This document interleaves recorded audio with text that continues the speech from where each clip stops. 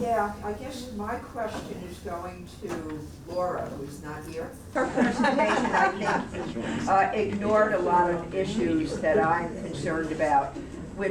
She was talking about migration. It's not all migration, it's the illegal migration.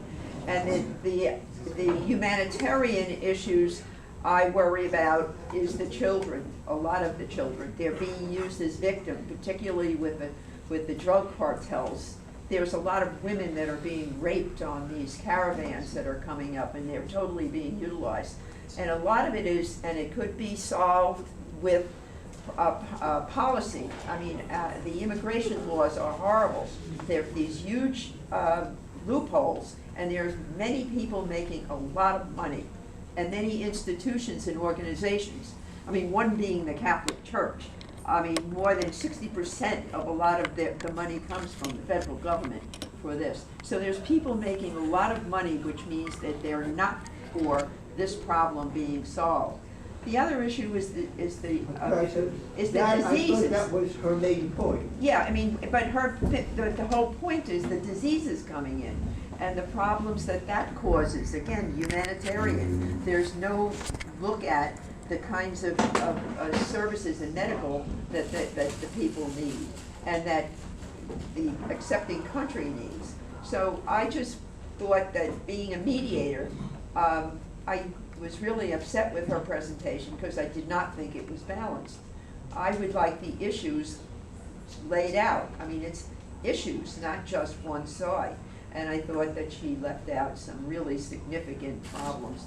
And I would hope that in her next presentation, she'll add some significant. I didn't think she covered that, but the main agreement is a lot of people are making money on this. And that's, on both sides. Yeah, and that's the real problem. Any questions to the panelists? Yeah. Hi, I'm Rizwan from Pakistan. My question is about the separatist movements in Italy. So when we compare separatist movements in around the world, because I have no idea about separatist movements or like the possibility or the outbreak or possibility of these movements in Europe, but we see it and we observe it in the rest of the world, especially in Middle East and South Asia. In Pakistan, we have movements which are ethnic-based separatist movements and which are religious sectarian-based movements. And so don't you think still it is relatively a successful mediation or the success of European Union to press them down and stay in unity and integrated? Like European Union is the example of regional integration for the entire world. So yeah, this is my question. Thank you. Yes, thank you for your question. The main point that there are a lot of separatist movements all around the world, and the reasons are totally different in different parts. But in democratic countries, mostly economic reasons are dominating nowadays. As for non-democratic countries, there are religious, linguistic, and cultural differences. That's the main problem. But as for Italy, the main reason is economic one. And frankly speaking, the European Union, I noticed such a phenomenon that the European Union tried to create not the union of countries, but union of regions, because they just have a lot of tools and direct connections with regions. They don't need this federal level no more. So they try to create some different departments or just like authorities that work directly with regions. So maybe in a few, decades, we will notice that federal level will be like extra. And if it is a big union, they will cooperate with regions. But we see that in the European Union there are Catalonian case, Scottish case, there are different like peculiarities in all these cases. But as for Catalonia, they wanted to succeed, to separate, but the European Union told that it is impossible to do, just they will not cooperate with them as a region. So they felt that on the one hand they have possibilities, on the other hand it's like prohibited. They put limits to them because they understand the consequences, that it is like cross-national separatist movement all around the Europe. We will see like this phenomena if they allow them to do it. So it's like political question mostly. But as for economic factors, I think for them it is easier to cooperate to avoid bureaucratic system with a lot of levels. And yes, that's my thought, my view. But if I if I ask you your question. So I have a question to you about Bosnia Herzegovina. So how did you define frozen conflict? It's latent, it's something underneath, or is it because the Bosnians want to separate? And what future do you see for the country? According to me, the frozen conflict is conflict inside the society that is not exploding now, but that is really there. Yeah, yeah, it's really there. And of course, For what reason? for example, in Bosnia Herzegovina, the reasons are that three different nations or ethnic or religious groups, I mean Croats, Serbs, and Bosniaks, they didn't find the solution from Dayton peace treaties or peace agreements as the fair solution. So it was only the result was the termination of the war. It's true, of course. The people were not killing anymore, but the conflict was not solved because Serbs has very different views on their future there. Croats are very different views, and Bosniak are very different views. And as I said in my presentation, there are very, very different interests of foreign countries, and unfortunately, all these entities, I mean Serbs, Croats, and Bosniaks are Muslims, they don't see the same political future. For example, what about the transatlantic integrations? For Serbs, are some organizations as NATO not acceptable? Turkey's interests in the Bosnia are very different to EU interest. Of course, maybe EU would like to see the Bosnia as the stable country, but to be honest, EU will not give any acceptation for Bosnia Herzegovina to be a member country in very, very, very many years. I don't know if you remember or if you remark the example of Macedonia, but there was a problem with Macedonia with the name of the Macedonia. It was the condition for the EU future to change the name of the country. Now the Macedonia is not Macedonia, is Northern Macedonia. And about I think 2 weeks ago, there was EU summit, and Macedonians, they thought that EU will invite them because they fulfill the condition, but EU representatives, and some of them, not all, said there is no time for EU enlargement.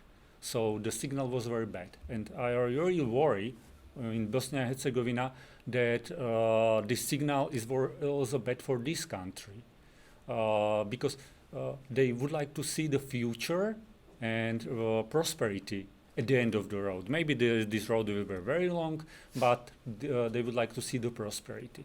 And look at the Turkey. Turkey was EU candidate country. It was promised from 1960s first time, really in 1980s, and now who can say that Turkey will be part of the EU? Nobody, probably never, and maybe Turkey, according to me, maybe you will not agree, but according to me, Turkey is more radical right now than it was few years ago.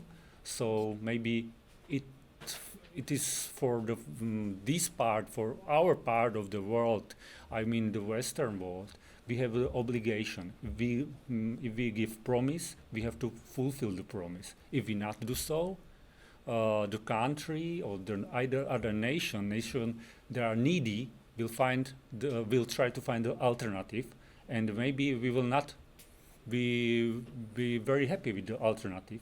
We see it elsewhere in the world. But if they manage to create stability, and I don't know if there are processes Yeah. to try to unite the country, if you manage to do that, then you might become a good Yeah. candidate Yeah, for the but- EU. But it seems that there is no political will from EU member country. I mean, from Western Europe. Maybe, for example, we are from Central Europe. We are from Slovakia. We are from Central Europe, and we really hope that this Northern Macedonia will be invited. But, for example, France, they decided that there is not the right time, and it's a really very bad political signal, for example, not only for Macedonia. This signal is the signal of, for Bosnia Herzegovina and other countries in the Europe, including Serbia. Maybe Serbia will try to find alternative foreign policy, and this alternative policy can be to be closer to Russia, and I'm not sure if it's in interest of Western Europe. But the Bosnia-Herzegovina, I really would like to say that I see there any solution, but I'm not sure about this solution, as really those entities, maybe Serbian part and this Bosnia-Herzegovina Federation, I mean Muslim Federation, those political views on the political future are so different, or they are really very different. And what's the problem there? The nationalism is growing, and I don't know if you are looking at the situation in Europe, for example, political situation in Europe, but maybe we can agree that radicalism in Europe is more visible than it was about 10, 20 years ago. So if in Western Europe and these Western European countries are stable countries. So, for example, Germany or France. So if in these stable countries and the strong countries, the nationalism is growing and radicalism is growing, what about these poor countries? So that's a really problem, but I don't see really any solution in 5 or 10 years, because my colleague from Nigeria, she said it very nice, that we need like mutual understanding, but we are maybe as we are here, maybe academicians and people from NGOs, we have to talk about it and really talk about it. But I don't know if politicians are listening it, because these political aims are many times very differently oriented. They are oriented for voter and for this time, and he's usually looking for his, or he's waiting for his economic comfort. And so I don't know. I really don't know, or I don't know. I'm sure that Bosnia and Herzegovina will not be the EU member in next maybe 20 years. I want to call him Basil, but let me just So one of the classic things we always say in conflict management is, are you part of a larger community which is encouraging conflict management within your community? And the international community is not an encouraging community at this point. Okay, so we want to. Yes, so my question goes to Guilherme.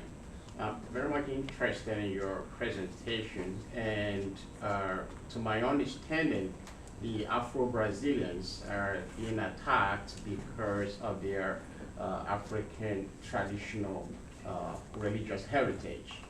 And I want to find out the psychological impact, in as much as the bishop, the church leader you mentioned, is making profit, making money from that. But such an attack on these people that actually constitutes something that constitutes is at the center of their identity must really have a very powerful psychological impact that will as well result in probably economic underdevelopment. And that's number one. And I was watching a documentary about some time ago about the Afro-Brazilian, where they have revitalized this, their religious practices, and they actually having a kind of festival, being very proud, big festival about their African heritage. Is that a response to the bishop's attack on them? Yeah, I think so. Brazil is living a very interesting moment, actually. Like we are having like our tropical Trump on one side that, for example, just like Bishop Macedo, he also said against interracial marriages, for example, and a lot of these ideas. Bolsonaro, our president, also talked against Candomblé and Umbanda, but also on the other side, we are having a lot of movements of resistance, and they are making big events to celebrate their culture and all that. So it's very complicated, and we can see, for example, that the number of people that are exclusively of Afro-Brazilian religions, because in Brazil we have syncretism, a lot of syncretism. The person says that he or she is Catholic, but also he or she always goes to the temple of Candomblé, for example. And so this girl, he always say that he's Catholic when we have those research. But so we have a very small number of people that declares from Candomblé and Umbanda, but this new number is increasing because these people are having to show themselves. Otherwise, they see that their culture will disappear. So we are having these two movements together. I think so. I think, and Brazil is another case of a growing extremism. I think Brazil is like Latin America. And I think it's the clearest case. We can see that on a daily basis in Brazil nowadays, and yeah, I think the psychological impacts are huge, and on the both sides, like people are trying to show more their black heritage, and like, for example, you can see that like even in very small things, for example, the haircut, for example, like they are having movements that women should show that they are black, and like, for example, in their research because Brazil is very how can I say miscegenated. I don't know how to say that, but we have so a lot of people that actually would be black in here in United States, in Brazil, they declare themselves white, for example, in research. And so we are having this like a growing number of people saying that yeah we are black, of course we are people, and on the other side we have, for example, evangelicals, drug dealers, that those guys they work in favelas, and they go inside the favelas and they destroy all the candomblé and umbanda temples that are inside favelas. That's very common. So we are having like, it's a huge moment in Brazil that these extremism are going very, very far away from what we would expect of a nation like Brazil. And they're not becoming rich, but they think if they continue to fight, they eventually will be. Yeah, the research shows that. The research shows that they are not becoming rich. But they think, yeah. We have to see that they are in a very, very difficult situation, and like, what can we do? We don't have job. So that thing that I said is not. I'm not using like how can I say, I'm not using the ideal type of Weber, Max Weber, something like that. People are actually selling their houses and cars and eventually this is going to work. Yeah. And Bishop Macedo showed like one case of success, one case, and people say, oh, if he like soccer players, and in Brazil are very famous. We have a huge number of guys from Universal Church, and they say, oh, if that guy could achieve, I can achieve also. But come on, you cannot play like Neymar, for example. So it's like here we just keep buying the lottery. yeah, like that. Because what do you mean by this universal church? Is it the Catholic Church?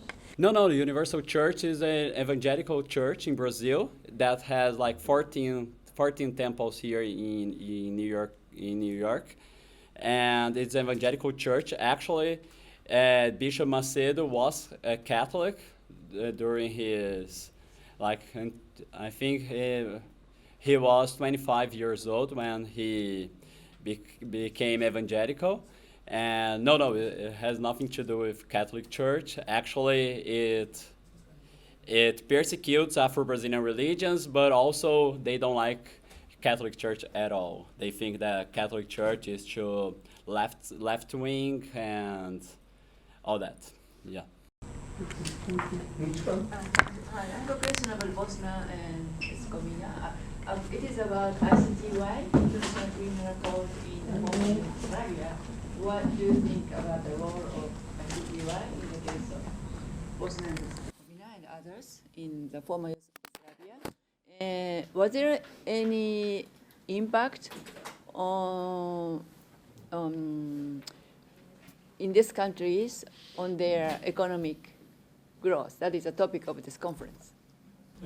You mean The role of the yeah. international criminal tribunal? tribunal?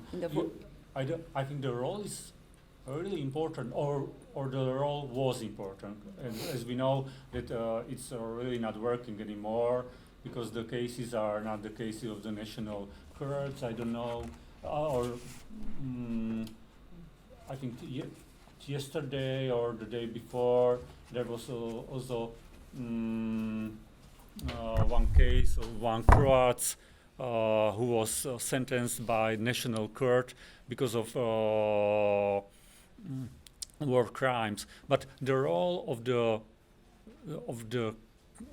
this tribunal, I think, was very, very important, because it was the signal for the world, for the future conflicts, that there will be some punishment for all this cruelty, and the cruelty was really real. But maybe, what's the problem with this? The problem is that that people from these communities, for example, but of course not all of them, but for example, radical or extremists in Serbian, Croats or Muslim parts do not see these people many times as the criminals. Many of them are there for the people of this community as the national heroes, and that's the problem. And we have to face, and that's the problem. This is not discussed. But I don't know, it's probably not only the problem of the former Yugoslavia or former Yugoslavia or Bosnia Herzegovina especially. It's the problem of the wars or conflicts elsewhere in the world. Maybe it's time really to discuss this problem, and but it's not the what I see is the task for, again, for journalists, for NGOs, and for academicians, because it's many times it's not the task, or it's task for the politicians that they are not willing to do so because they want to have their voters, and these voters they really many times see these people as the heroes, not as the criminals. So maybe that's the problem of this court, but what as a signal, this signal was important, but not only for informal Yugoslavia. I think there were parallel, at least 3 tribunals, former Yugoslavia, Liberia, and Rwanda. And I think it was a very, very good job of all these people who were involved there. And it was for them very dangerous job, of course. The term was reconciliation commissions, was that it? Yeah. South Africa. In South Africa? In South Africa. And that's... Yeah, but as I said, only what I see that for radical part of this population, many of these people, many of these criminals, but they are criminals, they are not seen as the criminals, they are seen as the heroes, so that's the problem. Just a comment, Professor, in what you were saying. In '95, I ended up in that area of the world. I was in the army, and there was such a concern on the part of U.S. foreign policy that everything that had happened since 1989 would not cause a Cold War or a confrontation with the former Soviet Union. That frankly, the idea was stop the conflict in Bosnia, stop the bombing, and let's move on. And if anything happened with the international tribunals, it was just to send a signal that this is what was going to happen. But that was not the political will long term. And it's interesting that just a few years later, we now have our new enemy in radical Islam. And also, from another point of view, right now the European Union's major concern is Brexit, not Bosnia. And unfortunately, it's economics. I mean, the UK is a far bigger player along the international community than is a country in need such as Bosnia Herzegovina. And it's horrible because what was done there, I wish I would not have seen. And we were in a situation where we were told not to fire back. And it's interesting and it's hard when you're getting shot at. And so everyone that was involved in that, I think we all wanted to see an end to it. The atrocities, I don't even think have been written fully. And but it's sad how much we all suffer from collective amnesia as well. It's very sad. Yeah, I totally agree. And the Brexit was, for example, the case why this Northern Macedonia issue was not opened, because EU representatives, they said, sorry, we have other problems, and it's the Brexit. But for now, but it was a very bad signal, not only for the Northern Macedonia, but for example, really for the Bosnia Herzegovina, Serbia, etc. So, and maybe for even for the Ukraine. So those are the problems, of course. But as you said, the main problem is Brexit. So the other issues are not opening right now. I think, I don't know how time, how much time we have, but the discussion of Italy and the discussion is very much a Brexit discussion too. Should we move on? I think I want to thank you.